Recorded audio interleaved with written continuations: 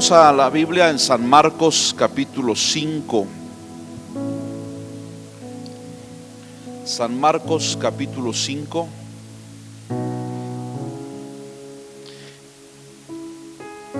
Vamos a leer el verso 35 en adelante.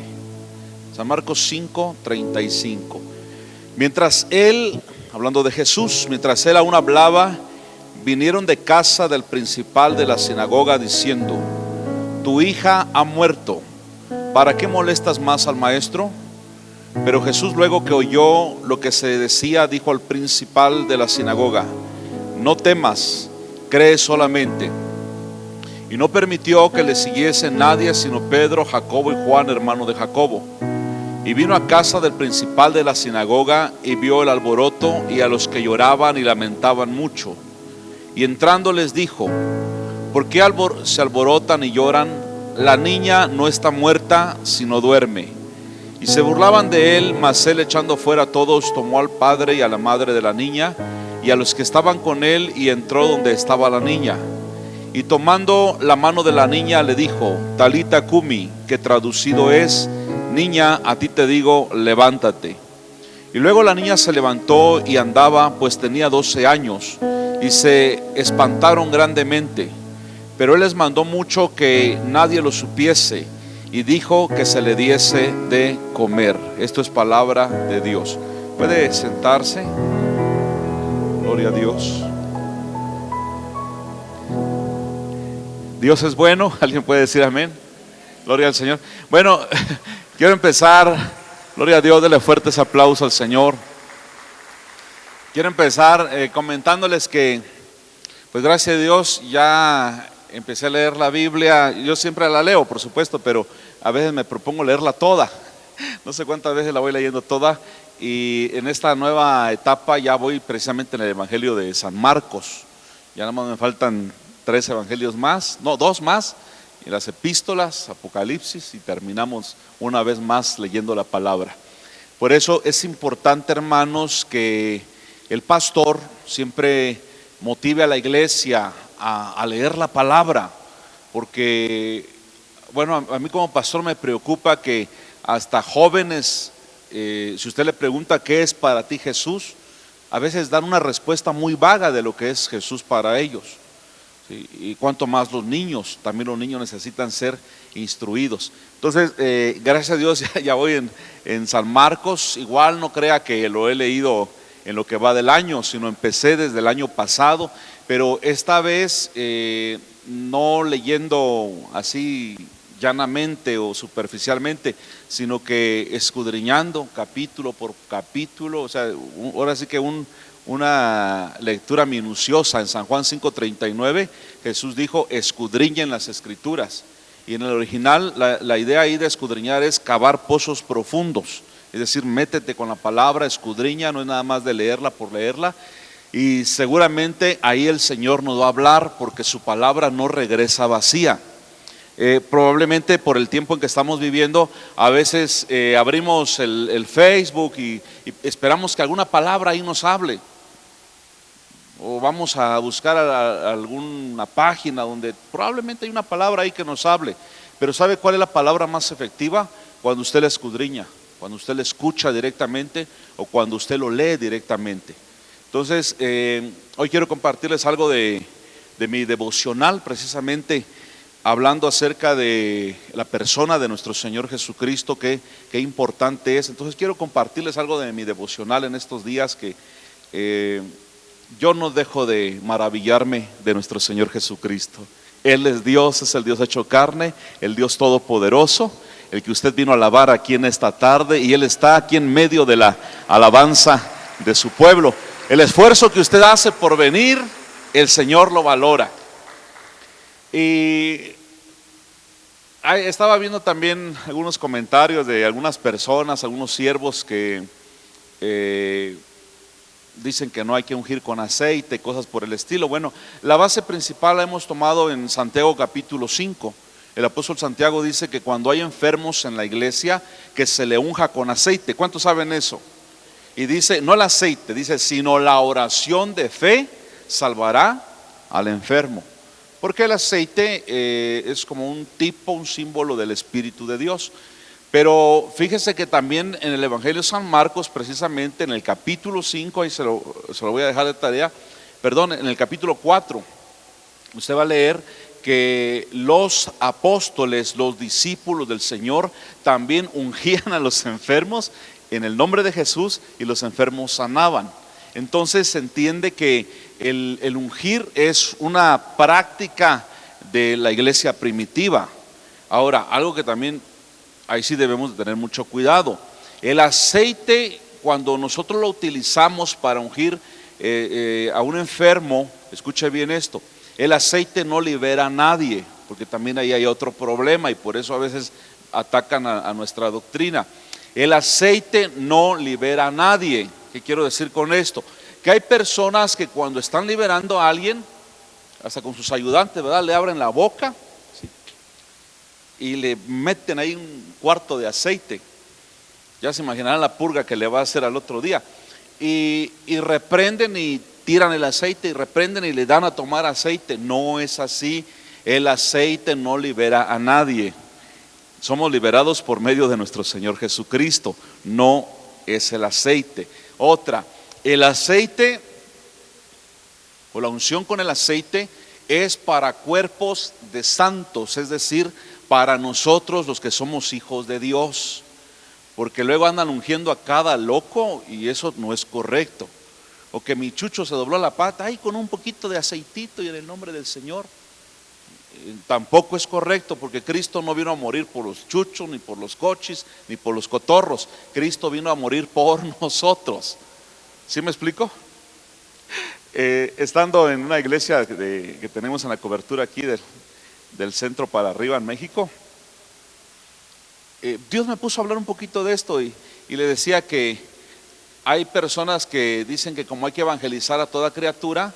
Resultó un hermano allá por la frontera de Chiapas con Guatemala, pero del lado chiapaneco, que estaba diciendo que hay que evangelizar al cotorro, hay que evangelizar al gato, y que si se enferma hay que ungirlo. Y del norte, como él transmite en banda ancha en internet, del norte le dijeron: pastor, gloria a Dios, fíjese que mi cotorro enfermó y lo ungí con aceite y sanó, y al gato ya lo evangelicé.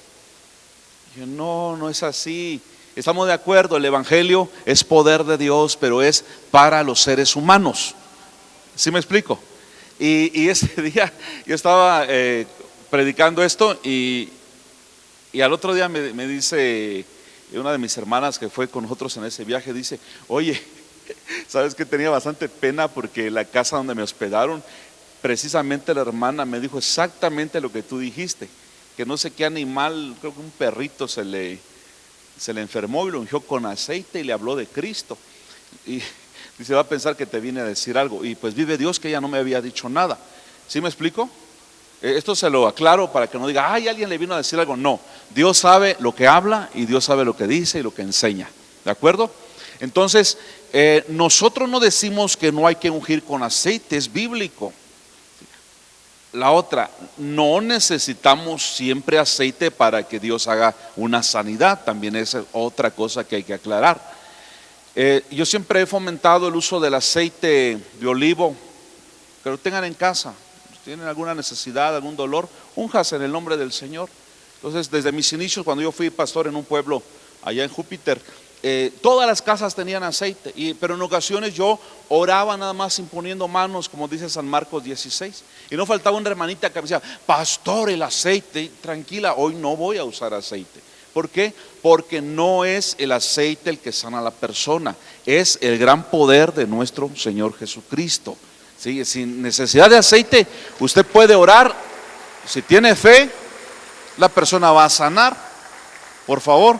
Y no le ande dando aceite a cualquiera y no ande ungiendo a los animalitos, por favor. Ahora, ¿se ha preguntado usted? Porque yo meditaba en esto, porque un capítulo anterior dice que los discípulos de Jesús ungían con aceite a los enfermos y los enfermos sanaban. ¿Y se ha preguntado usted por qué Jesús nunca usó aceite? Él nunca utilizó el aceite para orar por alguien. Porque decíamos que El aceite es un tipo del Espíritu Santo, es la unción, o sea, representa la unción de alguna manera. Jesús no necesitó eso porque Jesús no representa la unción, Jesús es la unción, estamos de acuerdo, por eso no necesitó de esto. Y otra cosa, no sé, tan linda que veo en el carácter del Señor, es que Él siempre, escuche bien esto, Él siempre estuvo dispuesto a sanar a las personas. ¿Escuchó eso?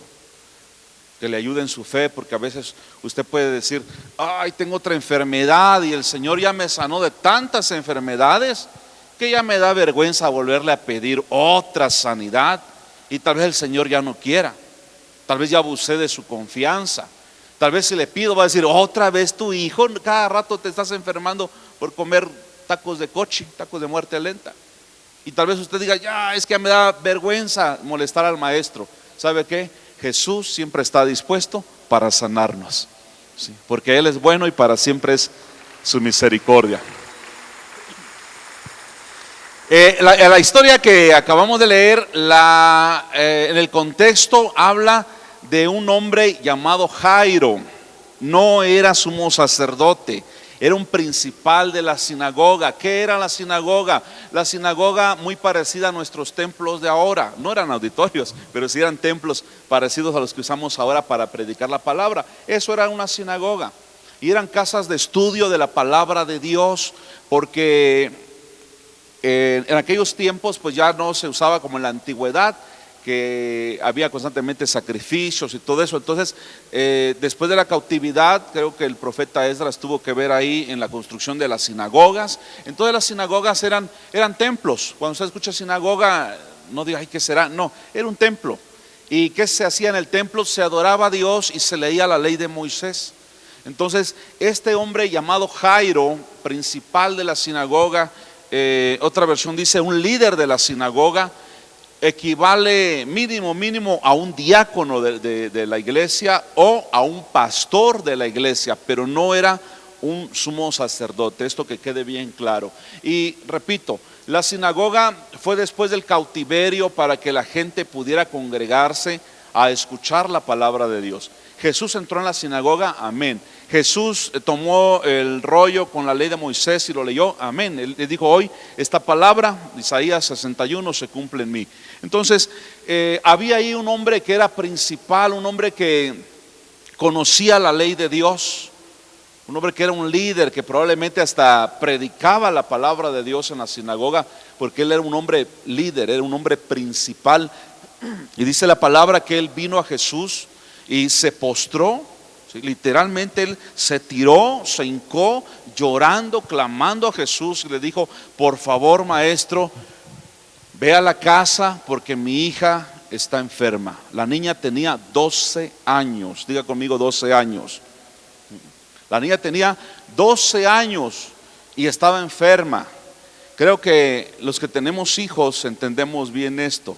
Un hijo, sea niño o sea niña, los amamos igual.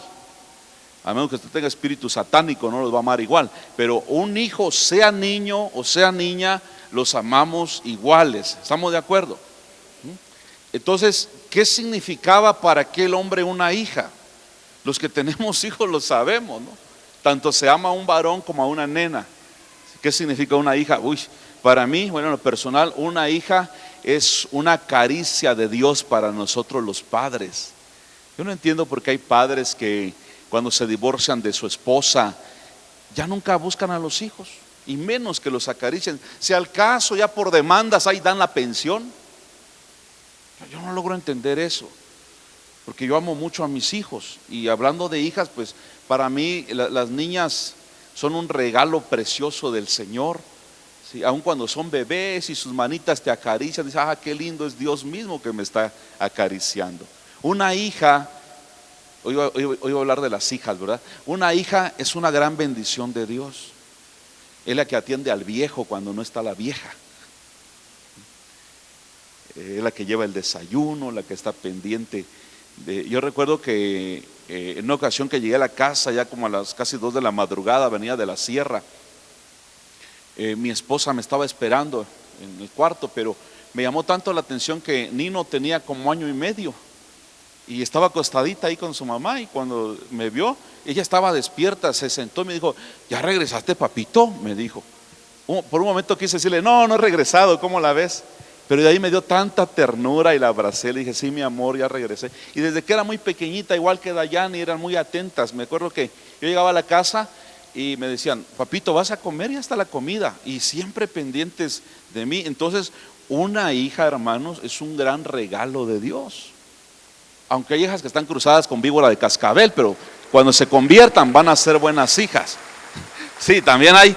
A veces sale de que los varones bien portados y la hija es una fichita, pero evangelícela en el nombre del Señor para que se convierta, que deje de ser serpiente y se vuelva paloma. Porque hay unas hijas que dan un dolor de cabeza. Gracias a Dios en mi equipo no están. Pero las hijas buenas son una gran bendición, hermano. Y aún así la hija fuera mala, también se le ama. ¿Verdad que sí? Porque qué padre hay que, como su hija está cruzada con víbora de cascabel, no la ama y la manda a matar. ¿Saben qué? Mátenla, no, tírenla al pozo, no, sino que también se ama. Entonces, en un buen plan, en un buen sentido, una hija es un regalo de Dios para nosotros, principalmente los papás, los varones. Se aprecia mucho, ¿sí?, la atención de una hija. Y de alguna manera también se le ve así como a futuro a los hijos, una esperanza en los hijos, de alguna manera. Entonces resulta que ahora Jairo, su niña, la que lo esperaba, la que lo atendía, estaba enferma. Siempre que leo esta porción de San Marcos 5, le llamo 2 por 1, porque usted sabe que en el camino Jesús dijo: ahorita voy a ir a sano, y en el camino otra mujer tomó una gran sanidad, una mujer que tenía 12 años de flujo de sangre. Al tocar a Jesús, ella recibió sanidad. Esto me demuestra algo más, que hay gente que viene a la iglesia, hay gente que va al encuentro, hay gente que va a la campaña, hay gente que va a la marcha de gloria y regresan igual o peor que como llegaron. Por eso le digo, cuando usted venga aquí a la iglesia, cante quien cante, predique quien predique, usted tome la bendición de Dios y usted se la va a llevar a su casa en el nombre de Jesús. Por eso le dije hace rato que confesara que usted tomará la palabra. Nada de que, ay, no está el pastor principal, hoy no voy a recibir nada. Ya se programó. Ay, voy a predicar al hermanito que medio habla español, hoy no recibo nada. Ya se programó.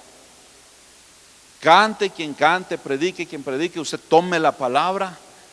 Yo siempre me preocupa eso. Yo le he dicho: Padre, yo quiero que cada servicio que tengamos, tu poder se manifieste. Y manifestar el poder de Dios no significa hacer otras cosas, sino que usted reciba algo de parte del Señor. Y esta mujer de 12 años de flujo, ella dijo: yo no me voy sin el milagro. Estaba muy débil, le costó muchísimo abrirse paso entre la gente, pero ella tocó el borde del manto de Jesús, porque dijo: si tan siquiera tocar el borde de su manto, seré salva. Y Jesús dice: salió poder de mí. Y los apóstoles dicen: Señor, si todo el mundo te toca y tú dices que alguien te tocó, y Jesús dice: es que alguien me tocó con poder. Alguien me tocó, es alguien fuera de serie, alguien que me tomó con necesidad. Y era esta mujer que al instante fue sanada. Y en lo que él estaba ahí hablando con la mujer, llegan de la casa de Jairo nuevamente y le dicen: ya no molestes al maestro, porque tu hija ha muerto. Jairo se quedó sin palabras. Jairo ya no supo qué decir. Dijo: bueno, pues humanamente hablando ya no hay nada más que hacer. Y Jesús le dijo: tranquilo, ánimo, ahorita vas a ver lo que voy a hacer. Pero la actitud de Jairo fue como la de cualquiera de nosotros, hermanos. Humanamente hablando, cuando nos dan una mala noticia o nos dan un diagnóstico malo de nuestra salud o de la salud de alguien que amamos, ¿qué decimos? Pues que se haga la voluntad de Dios. Porque ¿qué más podemos hacer? Escuche, la mente humana no tiene poder. Que nadie le venda la idea de que tu mente tiene 21 artes y desarróllalos y que eres psíquico, nada de eso. Escuche, la mente humana no tiene poder. El que tiene poder es Cristo. ¿Sí? Porque ya se dio cuenta que hasta venden unos cursos y yo no escucho esa basura. Pero otro día se metió un anuncio y dice, mire qué cochino es el diablo, dice, el mismo don y poder que tienen los predicadores cristianos, tú lo tienes en tu mente. Eso es mentira. El poder que tenemos los cristianos no es de nosotros, viene de parte del Señor, es obra del Espíritu Santo. Usted no puede mentalmente hacer algo. La telepatía no es de Dios, porque no existe, son demonios que se cruzan ahí, que se comunican. No crea todas esas cosas. Me decía un hermano, yo desde que me convertí vengo a la iglesia y aprendo y lo pongo en práctica, porque cuando yo era del mundo, dice, leía y escuchaba a Calimán, el hombre increíble, y ahí, ¿se acuerdan de eso? Si usted se acuerda de eso, ya está viejito. Sí, los chavos no saben de qué estoy hablando. No se acuerdan. Bueno, mis hermanos, los mayores, fíjense que hasta el gasto que les daba mi papá para ir a la primaria, preferían no comer nada en el recreo y comprar la revista. No sé cuánto lo hicieron igual. Y este amigo dice algo que igual a mí me consta, que sí también lo vi alguna vez en esa revista, que este hombre se concentraba y podía mover un vaso. Y dice que un día él se concentró tanto que movió un alfiler. O sea, él era apasionado por ese famoso Calimán. Y cualquiera que lo oiga va a decir, wow, hermano, entonces usted desarrolló un poder mental. No es cierto. Ese Cali viene de la diosa Cali, es algo satánico. Y pastor, ¿cómo movió un objeto? Pues por obra de Satanás. Otra vez, la mente no tiene poder. De Dios es el poder únicamente. ¿Estamos de acuerdo? Y tampoco tenga miedo. Ningún satánico, ningún brujo tiene poder sobre nosotros, porque mayor es el que está con nosotros, y ese es Cristo. Y Él no va a permitir que algo nos pase. Él tiene cuidado de nosotros. ¿Me están escuchando? Entonces Jairo dijo, pues ¿qué puedo hacer? Quedarse callado. Y estos hombres le dijeron, ya no molestes al maestro, si la niña ya murió. 12 años tenía la muchachita. Y cuando llegan al lugar, dice la Biblia que había gente ahí gritando, llorando, había un gran alboroto, pues no era para menos, murió una niña de 12 años. Y yo hasta me imagino a Jesús entrando ahí y le dice, ¿por qué tanto ruido? ¿Por qué tanto alboroto? La niña no está muerta, la niña solamente duerme. Y la actitud de la gente me impresiona. ¿Sabe qué hicieron? ¿Usted qué hubiera hecho? Gloria a Dios, vino Jesús, porque lo conocemos. Estos ingratos no, ellos dijeron, está loco, está fuera de sí. Dice que se reían y se burlaban. Yo dije, pues qué hipócritas, porque en un ratito, ¡ay, se murió la niña! Luego, ¡jeje, está loco! Dije yo, qué rápido cambian estos bipolares o hipócritas, o llegan a llorar en los funerales por alguien que ni conocieron y que ni sienten. Fíjese que allá en Japón hay agencias de llorones. La Biblia le llama endechadores. Por ejemplo, si se murió una persona que nadie lo quería, van a la agencia, contratan los llorones que quieran, 50 llorones, 100 llorones, 200 llorones, y lloran a moco tendido y ni conocían a la persona, solo porque les dan una lana. Recientemente, mire, lo último que hay, parece que en Corea o Japón, no recuerdo el país, hay una agencia de muchachos bien guapos, que cuando alguna joven está triste y se quiere suicidar, llama a la agencia y llega el muchacho y platica con ella, le hace piojito, uno bien guapo, y le escucha todo su rollo y trata de animarla y le hace piojito y aquella, ay, qué lindo, pero vale como 2,000 pesos la hora. Imaginen, 3 horas ya son 6,000 pesitos, o sea, ya es en dólares, pero el equivalente son como 2,000 pesos por hora. ¿Y de qué sirve? Cuando el muchacho se vaya, se queda la misma tristeza. Y yo a veces a propósito mando gente con el psicólogo, un psicólogo que conocemos, que nos dio clases de liderazgo, un pastor muy bueno el hermano. Él cobra, por tratarse de los cristianos de Torre, cobra 500 pesos la hora. ¿Y sabe por qué a veces los mando con ellos? Porque lo que les va a decir él se los puedo decir yo. Y hasta más bonito porque soy su pastor. Pero dije, no, que vayan. Porque si no sanan por la terapia, por lo menos va a decir, no, otros 500 mejor sano. Eso sí es una hora. Y si son 2 horas de terapia, no, ya son 1,000 pesos más mi pasaje. No, mejor sano, ya me declaro sano. Así me trajeron hace como un año una loca aquí, que ya lo habían llevado cuanto apóstol y pastor aquí en la ciudad.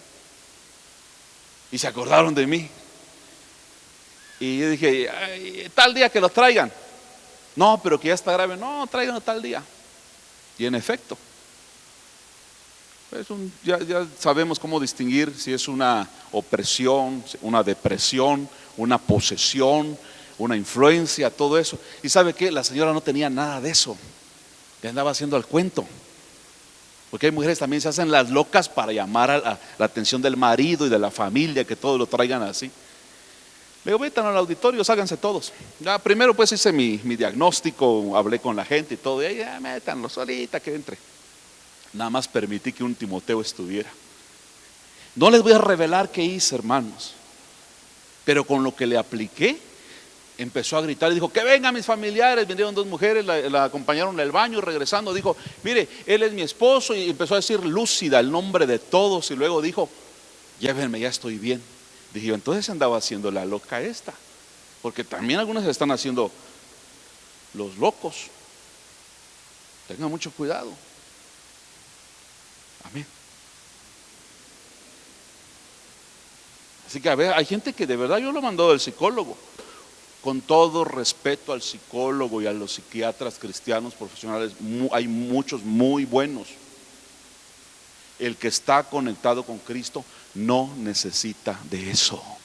Cristo nos es suficiente, hermanos. Cristo es todo para nosotros. Y yo le puedo asegurar esto porque si usted me dice ha perdido algo, amén, se le ha muerto familiares, amén, nos ha pasado de todo. Ahora sí, como dijo el salmista, tus olas y tus ondas han pasado sobre mí. Pero ¿dónde encontraremos refugio? En Dios, en su bendita y poderosa palabra. Aleluya. La palabra de Dios tiene poder.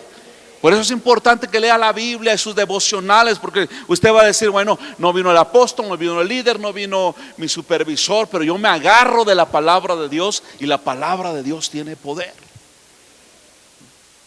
Pues algunos digo, ¿sabe qué? Váyase con el psicólogo, un 500 le van a cobrar, 10 sesiones, 500 cada sesión, más viáticos, más pasajes, más pérdida de clases, etcétera. Dije yo, si no sanan con la terapia, aunque sea para no gastar paga, ya se declaran sanos. Con una chiflada que me trajeron.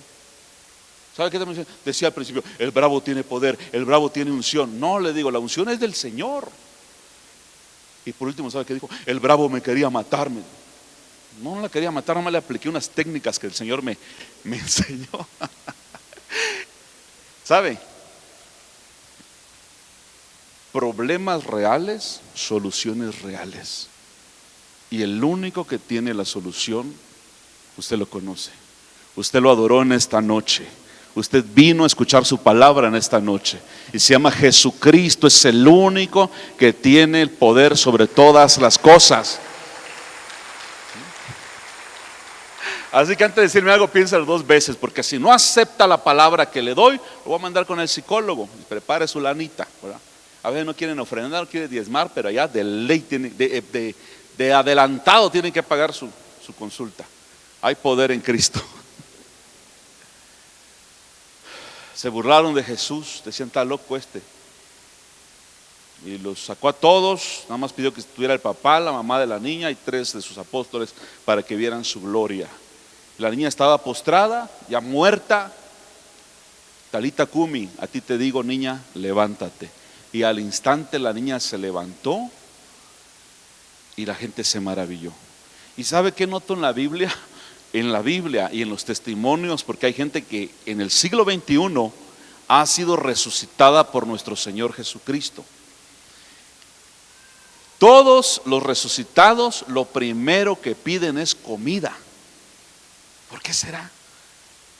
por el tiempo que tuvieron muertos o por qué será, pero todos los resucitados lo primero que dicen: quiero comer, tengo hambre, quiero una torta de tamal o por lo menos café con galleta de animalito, pero denme algo, porque como que traen un hambre terrible. Y esta niña también tenía hambre, dijo: denle de comer. Y la gente se asomaba a ver y decían: la niña que murió ahora está comiendo. Y se maravillaban. Ahora, ¿sabe? Cuando yo estaba meditando en esto, porque como le decía hace rato, hay que escudriñar la palabra, hay que meditarla, porque la vida que estamos viviendo es bastante pesada. A veces la vida se torna difícil, pero Jesús está con nosotros. ¿Qué significaba para Jairo su hija? Yo de verdad no quiero ni pensar lo que llegara a faltar un hijo, Dios nos libre. Pero aún así Dios tiene poder para fortalecernos. ¿Qué significa el amor de un hijo o de una hija? Y que ahora vienen amigos con malas noticias y le dicen: ¿para qué molestas al maestro si tu hija ya está muerta? Y yo me quedé con eso, dije: Señor, qué difícil momento para Jairo, para su familia, para los familiares que estaban en la casa, arreglando la casa para el velorio. Qué difícil. Y sabe, el Señor habló a mi corazón. ¿Cuántos creen que Dios habla? El Señor habló a mi corazón y me dijo: fíjate que así hay muchos cristianos que su esperanza ha muerto. Tal vez su matrimonio ya lo consideran muerto, ya no hay nada más que hacer. Tal vez tu esperanza de casarte, tal vez digas: pues ya se me pasó el tren, ya perdí la esperanza, me declaro eunuca, ya.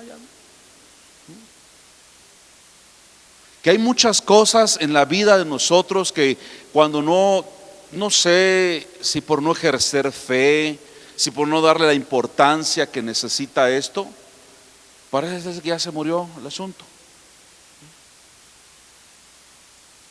Y no falta alguien que diga: no, tu asunto está tronado, ya no se puede hacer más. Un diagnóstico terrible de cáncer. Escuchaba la otra vez un predicador muy famoso, y él decía que su mamá tenía cáncer regado en todo el cuerpo, y él tenía 5 años en ese tiempo, y su mamá todos los días le daba consejos, le decía: mira, hijo, un día estos ya no voy a estar, ahí ves a tu papá, etcétera. Pues alguien le llevó el evangelio a esta mujer y ella aceptó a Cristo como su Salvador, y el Señor la sanó y vivió 40 años más. Cuando ella enfrentó el cáncer tenía 45 años. Ella murió de 85 años. El Señor le regaló no 15 ni 20, 40 años más. Por eso a mí siempre me gusta decir, cuando vienen a mí: mire, hay un diagnóstico terrible, ore por mí. Le digo: ¿sabe? Voy a orar por usted, pero le voy a decir algo: la última palabra la tiene Dios. Él es el único que puede decidir sobre nuestra vida. Y en esta noche también siento decirles: si usted trae alguna preocupación o siente que algún asunto ya se murió y ya no hay remedio, la última palabra lo tiene el Señor. Porque todo lo que usted consideraba muerto, el Señor lo resucita en el nombre poderoso de Jesús. Aún hablando de estos temas que la Biblia dice que los cristianos aún en la vejez fructificaremos. Los ancianos consagrados a Dios no necesitan pastillitas azules o negras para tener sexo. Serán fructíferos y serán viriles hasta el último día de su vida. Y si esos son los viejazos, ¿cuánto más los jóvenes? Obviamente cuando se casen. Ahorita hagan de cuenta que eso no existe. El sexo no existe para ustedes. Pero cualquier cosa en esta noche que usted consideraba muerta, hoy el Señor lo resucita en el nombre de Jesús. Porque para Dios no hay nada imposible. Mire, y yo me pongo a pensar, porque he estado meditando siempre en la palabra: Señor, ¿y quién le dio seguimiento a Jairo? Porque al recibir un milagro, él reconoció a Jesús y dijo: no, este hombre es Dios. Él es mi Salvador, Él es mi todo. Entonces toda la familia se entregó a Cristo. Y la pregunta es, ¿quién les dio seguimiento? ¿Y se ha puesto a pensar usted en el endemoniado gadareno? Este ingrato quedó libre porque Cristo lo hizo libre. Y dice la Biblia que cuando vino la gente a verlo se espantaron, porque aquel greñudo, horrible, endemoniado, ahora era una blanca paloma y el Señor le hacía piojito. Y cuando el Señor ya se iba, este ex endemoniado le dice: Señor, permíteme seguirte. Y Jesús le dice: no, ve con los tuyos y cuéntale lo que he hecho contigo. Y pregunta: ¿quién le dio seguimiento? ¿Quién le dio discipulado al endemoniado gadareno? ¿Quién le dio un discipulado al etíope que venía de adorar cuando Felipe lo evangelizó? Yo me he puesto a pensar en todos esos que aparecen en la Biblia y que el Señor los alcanzó, como Jairo. Yo digo, ¿quién le dio seguimiento? ¿A José de Arimatea? ¿A Nicodemo? Pero la respuesta está en la Biblia. Jesús dice: si el Hijo te liberta, eres verdaderamente libre. Eso sí, nunca más volvieron atrás y el Espíritu Santo los guió durante toda su vida. Extrabíblicamente se sabe que siglos después encontraron allá en Etiopía iglesias cristianas muy grandes. Y uno dice: ¿quién les trajo la palabra? Pues aquel etíope. Un día les trajo la palabra y les predicó de nuestro Señor Jesucristo. Póngase de pie en esta noche, por favor.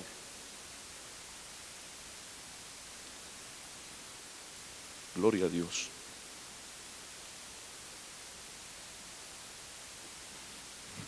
Lo que quiero decir con esto es lo siguiente: que Dios tiene cuidado de nosotros. ¿Alguien puede decir amén?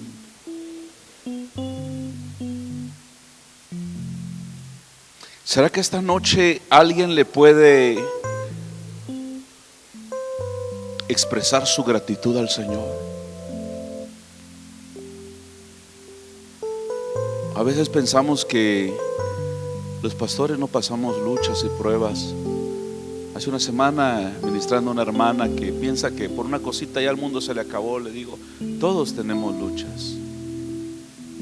Yo hoy mismo tengo un hermano que tiene un gran problema jurídico. Tengo otro hermano que tiene una enfermedad terrible que lo está consumiendo.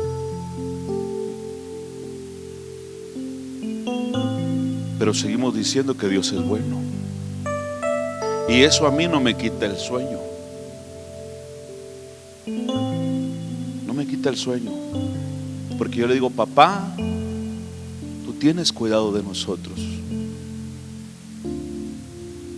Tú tienes cuidado de mis hermanos. Tú sabes los tiempos. Tú sabes los momentos. Puedo decir que Dios es bueno.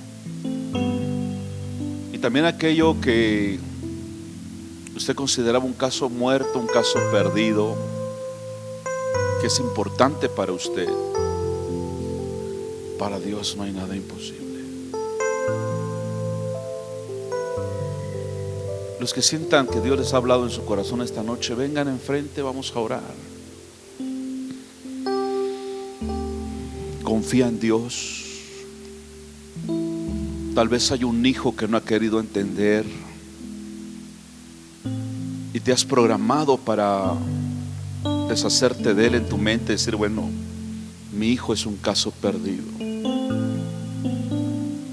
Tal vez tú digas: Señor, ya no quiero vivir porque soy cristiano y te estoy fallando. Soy un caso perdido.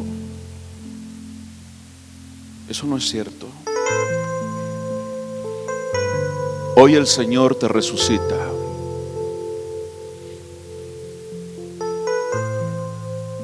Qué tristeza para Jairo que le han avisado que su hija había muerto. Ante los ojos del mundo tal vez estamos muertos, pero ante los ojos de Dios no estamos muertos.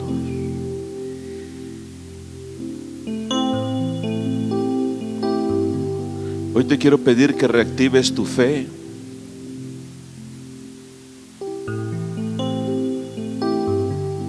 Si hay algo que has dicho, Señor, tal vez yo mismo soy un caso perdido.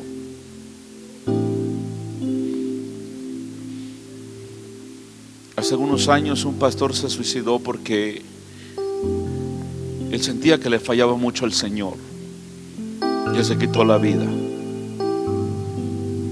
Tal vez tú has intentado una y otra vez agradar al Señor, y como has vuelto a fallar, has dicho: Señor, creo que soy un caso muerto, soy hombre muerto. ¿Sabes qué te dice hoy el Señor? Que hoy Él te da vida, Él te resucita. Él resucita una nueva esperanza en tu familia. Él resucita una nueva esperanza en tu matrimonio. Porque las veces que tú has pensado y has llorado y has dicho: Señor, ¿hasta cuándo? ¿Hasta cuándo voy a, Señor, hasta cuándo voy a seguir pidiendo por algo que ya no tiene solución? ¿Hasta cuándo, Señor, seguiré pidiendo por algo que ya está muerto, por algo que ya no tiene remedio, por el orgullo, por lo que tú quieras? Pero hoy el Señor te dice: yo resucitaré esa situación para bien. Porque Él ve nuestras lágrimas. Nadie tiene la solución,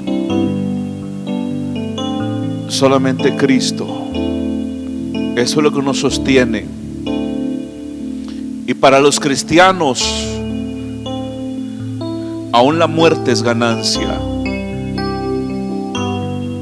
Hace unos días alguien me decía: pastor, muchas veces yo he dicho que para mí el vivir es Cristo y el morir es ganancia, pero ahora que tengo un diagnóstico terrible me da miedo. Claro, hay un momento que vamos a ser probados, pero sabes, no morirás, no morirás, sino que vivirás y contarás las obras del Señor.